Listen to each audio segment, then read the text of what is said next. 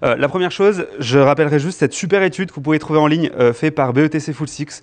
Donc ils interrogent ce qu'ils appellent des prosumers, qui sont des gens en fait en avance des tendances sur leur perception à la fois du e-commerce et ils évoquaient le fait qu'en fait les gens cherchent de plus en plus d'interactions humaines.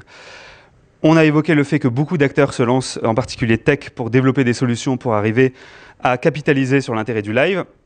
Et ce qui va être intéressant, c'est de se dire pourquoi est-ce que YouTube, on pense qu'on a un super coup à jouer là-dedans. On a déjà évoqué l'effet du confinement et le fait que beaucoup de gens se sont tournés vers le live. Nous, ce qui était hyper intéressant, c'est qu'on a des milliers de créateurs sur la plateforme qui eux-mêmes se sont emparés du live. C'est-à-dire que historiquement, on avait un usage assez limité. Et aujourd'hui, que ce soit pour faire du sport, que ce soit pour faire du make-up, des annonces. Alors je pense que peut-être que vous avez regardé les annonces du Premier ministre hier soir, qui avait lieu aussi en live sur YouTube. Vous avez des lancements de produits, vous avez des lancements de spectacles, etc. La plateforme devient de plus en plus un réceptacle de toutes les activations live. Donc aujourd'hui, c'est 45 millions de gens. Et je pense que c'est vraiment ça qui va être intéressant. C'est-à-dire, on a vu l'exemple de Cast avant, c'est des choses qui se passent sur le site de l'annonceur.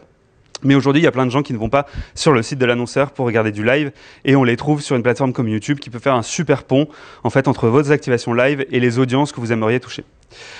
Les acteurs du live shopping, on en a parlé, il y en a des centaines. Je vous conseille instamment, si vous voulez des exemples, Walmart, qui fait un super boulot. Ça fait déjà plusieurs mois en fait, qu'ils font des sessions itératives, testant des nouvelles fonctionnalités, testant des nouveaux setups, etc., qui ont une vraie patte sur le live. Ils ont même lancé leur propre plateforme sur laquelle il y a le player YouTube qui montre tous les lives qu'ils ont pu faire.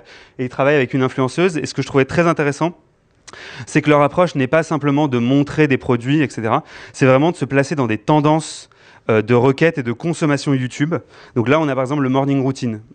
Si vous regardez souvent des vidéos de beauté, vous savez que c'est un peu un incontournable où on va avoir des influenceuses qui vont nous présenter tous leurs steps, à la fois nourriture, make-up, etc. Et bien là, ils ont utilisé cette tendance-là pour la lier avec une dynamique de live shopping. Donc on arrive vraiment à capter l'intérêt des gens.